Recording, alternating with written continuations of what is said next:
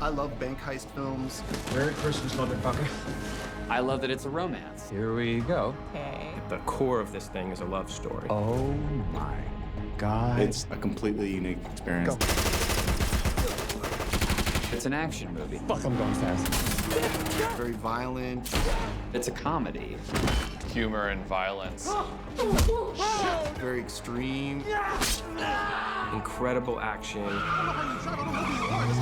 It was just a lot of physically intense stuff. Cringe-inducing. Tons of humor. Look, I still feel like we can both get what we want. It blends all these genres in a really cool, unique way that I've never really seen before. So Don't. it's going to be a wild ride. Oh my God, what am I doing?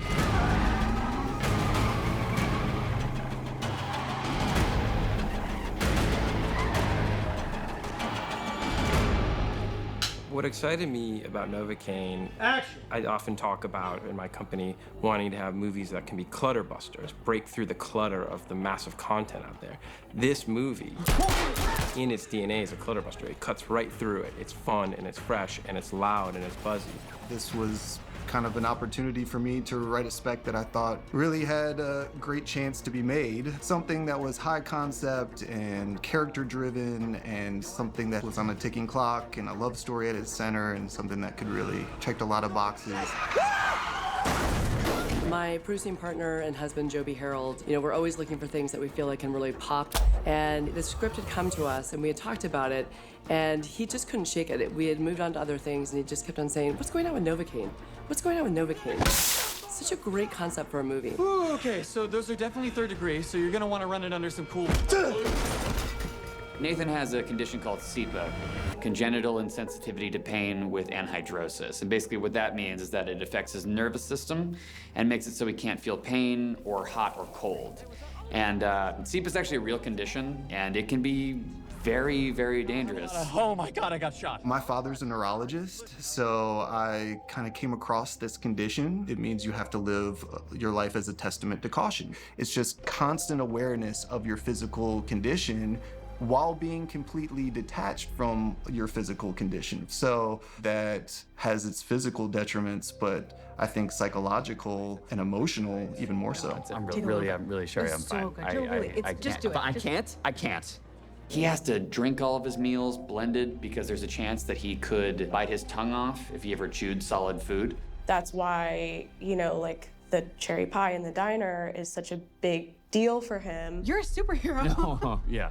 Sure. Finding characters that you can take their disability and turn it into their superpower is incredibly unique. And he's not a character with a particular set of skills. He's not a mercenary or a soldier. He's not a 5-degree black belt. You ever fired a gun before? He's not trained in all kinds of weaponry. Do you even know where the safety is? What I love about it is that he's not a great fighter. He doesn't really know how to fight, but he can get his butt kicked. No matter how hard they punch him, he doesn't feel it. So he gets up every single time. There is a superhero element, but he can't fly, laser beams don't shoot out of his eyes. It's really about him outlasting and outsmarting his opponent. So when he's faced with guys who have military training, his only ability is to be crafty and to persevere. He's using this thing that's held him back his entire life to rescue the woman that he loves. And he actually starts to find that his condition is more of a strength than a weakness. I think that's a very new take on superhero movies, and I think the superhero thing is very turned on its head with this movie. No, if I go out there, they're gonna bring me to the station, and by the time I can convince anybody to go after Sherry, she'll be dead. It's not just that it's a guy who can't fight, that his girlfriend gets kidnapped. You've probably seen a version of that. It's like there's this nascent, sort of dormant superpower in this person that they can piece by piece, fight by fight, explore and grow into. It's so visual, too, right? Because his superpower is the ability to have his body deteriorate and it not affect him mentally. And so you are literally watching this guy fall apart throughout the movie, and he's so beaten and bruised by the end of it that you can really, just by looking at him, track everything that he's been through. After our first meeting, I knew that Dan and Bobby were the directors for the movie. They had a passion, a vision, and a style that they wanted to bring to it that just felt fresh and unique and special.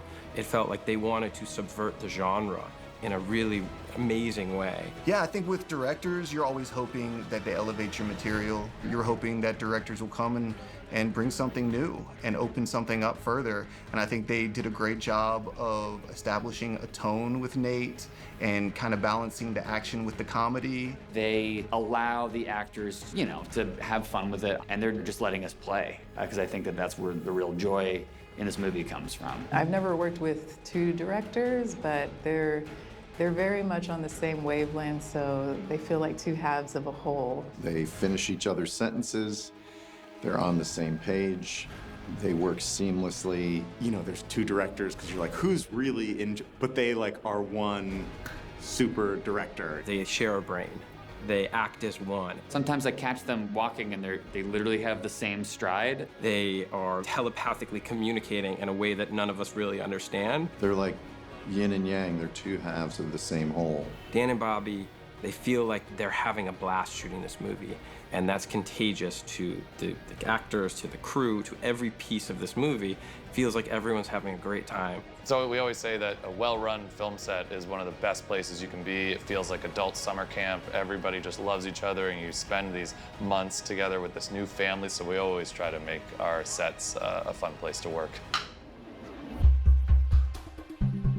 Jack Quaid was our dream cast for this. I mean, with Nate, you want someone who is inherently sympathetic, who's inherently likable. But then still has the, you know, the oomph to go in there when things turn into an action movie and sell it. And once they cast Jack, and once I saw him in the role, he played it to a T. And he's just like an atomic bomb of charisma. Like, there's nobody as likable as him. There we go. Was that so hard? He's so winning. We talked about the fact that he's the Tom Hanks of his generation. You just want him to be your best friend. I think the Nate and Sherry relationship is really beautiful. With Nate, I think he sees Sherry in a way that she's never been seen before. And that, to her, I think is both alarming and disarming. I think that's really what makes her feel drawn to him and feel safe with him. Everybody is hiding something.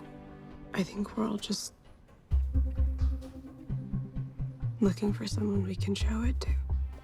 I just love them as a couple. I think they're so cute and amazing, and I love working with Amber Midthunder. There's a certain comfort when you have a scene partner that you feel so good with, and I just feel like anytime I was working with Amber was like one of my favorite days. It wasn't exactly a loving household. Oh, okay. Yeah. So I left when I was 18, and I've been on my own ever since. Amber Midthunder was ideal casting. Sherry is someone who is a very complex character. At first, you know, she is this object of affection or of admiration by Nate, and they have a very deep, fast connection, and they're both very broken people who have damaged pasts. She has a dark past, and yet you don't want her to be too dark that you don't believe that Nate would fall in love with her. It's a very, very careful balance, and Amber pulls it off in such a beautiful way. She's perfect balance of soft and sweet, but tough and edgy. And it's a great counterbalance to Jack Quaid playing Nate. Action! You're next. Novocaine is a story about a man who can't feel physical pain. And then in comes the live wire Simon, who's a character who can't really feel emotional pain. Ray is a little bit more like unpredictable, and he has this magnetism, like you just can't take your eyes off him when he's on screen, but there's something a little scary about it. Villains define a movie, and you have to understand what their motivations are, and I think he does a great job of capturing not only the very aggressive, angry, over-the-top nature of the character, but also the manipulative nature of the character as well. You won't do it. Yeah? Sure. I love Ray. He's the best. Even though every day we're at each other's throats and very much enemies in the movie, And cut. Ray has been such a pleasure to work with.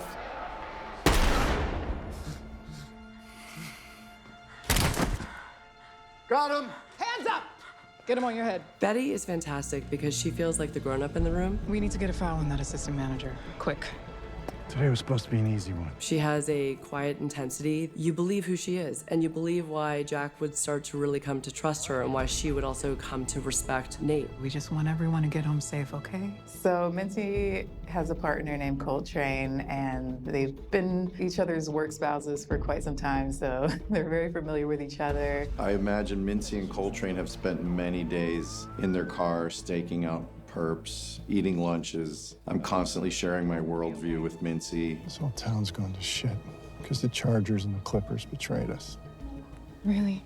Now? So they have a lot of history. They couldn't be any more different, but somehow they are perfect for each other. There's room for sort of improvised, collaborative moments where Mincy and I can just chat as you would during a stakeout. We were just thrilled when Matt agreed to join us. We've been a fan of his comedy for some time, and he is able to Bad week to quit drinking. do that really dry sense of humor. Well, quit drinking. Where you are sort of wondering, No.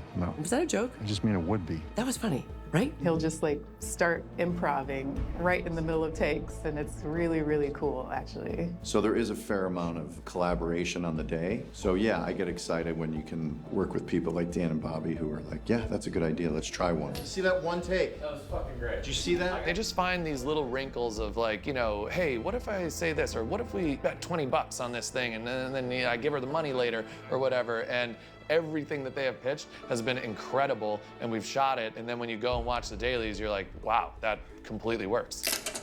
You're lucky that you got such a good friend. Obviously, Nate is funny in his own right, but Roscoe is a supplemental comic relief in a big way. We're like the luckiest people in the world to have gotten Jacob. He's just perfect for this because for Roscoe, we needed somebody who was like immediately funny on screen, but who was also really, really lovable. Haha! You've been deceived, for I am not Nate. Don't care. When his name came up, we thought, well, of course, it should be him, because he's so funny. He also feels like such the unlikely action hero, along with Jack, who's also the unlikely action hero. And it's so much fun to see these two guys try to sort of navigate professional criminals. With Jack's character, you've never seen a person like this go through this type of action. I'm a really big fan of action movies. I find them so impressive when they're done right, and especially if they can make you feel something or elicit any kind of reaction. 75% of our shooting days are action scenes, but there's such a broad sort of emotional spectrum of scenes in this movie, and it's what we love about it. It's such an adventure, and it's got so much action, but there's just a lot of heart in this movie at the same time. It's perfect. Hey! Button that shirt up. This ain't no conjugal visit, man. Oh, sorry. No, this isn't like a sex thing. This is... Uh-huh. Okay, yep. Got it.